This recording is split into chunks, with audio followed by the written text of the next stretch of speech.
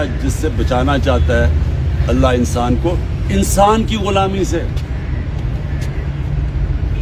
یہ دعویٰ ہے میں کسی کے سامنے جب نہیں جھکوں گا تو کون جھکاتا ہے؟ کون؟ فرعون کہتا ہے کہ میرے سامنے جھکو. ہر طاقتور ڈکٹیٹر کہتا ہے کہ میں جو مرضی کروں تم میرے غلام ہو تم کچھ نہیں کر سکتے.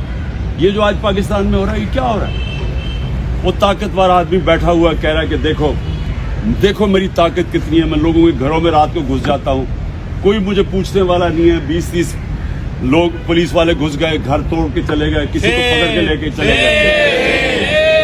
جو آپ کی ابھی ایک بھکلا تھی آپ کی, اس کو انہوں نے 2 دن پہلے اس کو اٹھا لیا رات کو جا کے گھر سے کہ جی مومنہ خان کہ جی وہ جیو فینسنگ کے اندر وہ زبان پاک میں نظر آئی تھی. کبھی سنا دنیا میں اس چیز کے اوپر کسی کو پکڑتے ہیں رات کے 3 بجے جا کے گھر سے؟ دہشت پھیلائی ہوئی ہے کہ ہم وہ طاقت ہے, ہم جو مرضی چاہے کر سکتے ہیں, آپ ہمارے غلام ہیں. دیکھیں یہ آپ نے سمجھنا ہے کہ غلام قوم کبھی اس کا مستقبل نہیں ہوتا. غلام صرف اچھے غلام بن سکتے ہیں, غلاموں کی کبھی پرواز اوپر نہیں ہوتی. مدینہ کی ریاست اللہ جب آپ کو کہتا ہے کہ نبی کی سنت پہ چلو, تو مدینہ کی ریاست ہمارے نبی صلی اللہ علیہ وسلم کی سنت تھی. اور کیا ہوا تھا وہاں؟ وہ ریاست میں دنیا کی تاریخ کا سب سے بڑا انقلاب آیا. یہ سمجھنے کی بات ہے, میں اب دین کے سے ہٹ کے آپ کو بات کر رہا ہوں. میں ایز ایک تاریخ کا تجزیہ نگار بات کر رہا ہوں. اب 625 جنگ بدر, 313 لوگ لڑنے والے ہیں. 625 636 11 سال کے بعد یارموک کی جنگ ہوتی ہے. دنیا کی تاریخ میں ورلڈ ہسٹری میں لکھا ہوا ہے.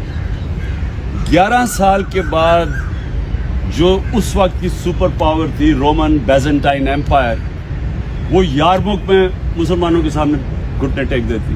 1 لاکھ ہوتی ہے ان کی لڑنے والی فوج. تو 1 لاکھ فوج ان کی, تو 313 سے یہ پہنچ گئے تھے میرے خیال میں 35,000 پہ. تو 35,000 کے سامنے سپر پاور پہلی گرتی ہے. اور اگلے سال قدسیہ میں جو دوسری سپر پاور ہے وہ ان کے سامنے گر جاتی ہے. 11 اور 12 سالوں کے اندر 2 سپر پاور گرتی ہیں. اب ذرا یہ سوچیں کہ وہ کیا انقلاب آیا تھا. وہی لوگ تھے, وہی عرب تھے جن کو کوئی پوچھتا ہی نہیں تھا.